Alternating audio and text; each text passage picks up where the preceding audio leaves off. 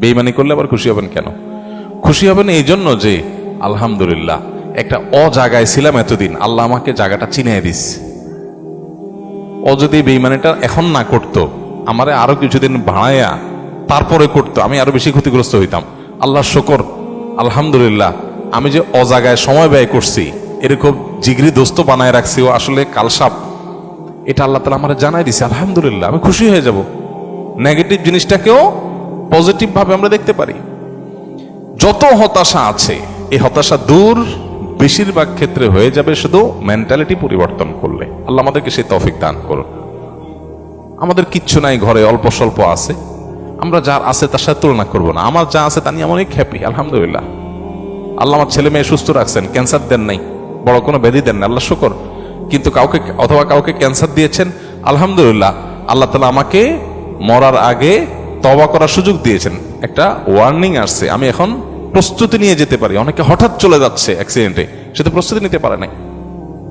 খারাপ কাজ করতে করতে গুনাহের পথে রাখতে তওবা করার আগে সে চলে গেল। আলহামদুলিল্লাহ আমার তো একটা ওয়ার্নিং পিরিয়ড পাইছি, এই সুযোগে আমি তওবা করে আমার আখিরাতটাকে সুন্দর করে যেতে পারি। প্রত্যেকটা নেগেটিভ জিনিসকে পজিটিভ দেখা যায়। বিশেষ করে আজকালকার যে হতাশা, এগুলো বেশিরভাগই হলো আমাদের অনেক খাই স্বভাবের কারণে। আমরা ভাবখান, আমি এরকম অনেক মানুষ দেখেছি, ব্যক্তিগতভাবে আমি পরিচিত অনেক মানুষের সাথে, নাই ভাই কিচ্ছু নাই, ব্যবসা বাণিজ্য অবস্থা একেবারে খারাপ।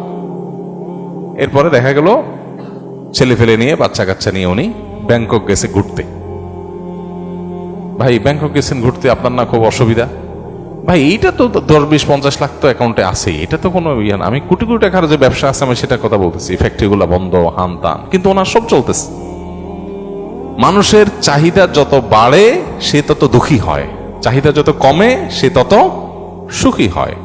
এই জন্যই কানাআত বা অল্প তুষ্ট থাকার শিক্ষা নবী সাল্লাল্লাহু আলাইহি ওয়াসাল্লাম দিয়েছেন। মুসলমান কখনো খাই স্বভাবের হবে না। যত বেশি খাই স্বভাব হবে, যত বেশি অন্যের কাছে আশা থাকবে, তত বেশি আপনি দুঃখী হবেন। এই জন্য এই জিনিসটা ছাড়তে হবে। কারোর কাছে আশা খুব বেশি করা যাবে না এবং অন্যের সাথে কম্পেয়ার করা যাবে না। বিশেষ করে অন্য আমার চাইতে ভালো থাকলে ওটার ব্যাপারে কম্পেয়ার করা যাবে না। আশা বেশি করবেন, ধরা খাবেন। পৃথিবীতে আল্লাহ ছাড়া আর কারোর ব্যাপারে আশাবাদী থাকবেন না। এমনকি নিজের মা বাপও না, নিজের স্ত্রীও না, স্বামীও না, সন্তানও না, ভাই বোনও না, জিগরি দোস্তও না, কারোর ব্যাপারে না। আশা করেন, খুব বেশি আশা করে বসে থাকেন।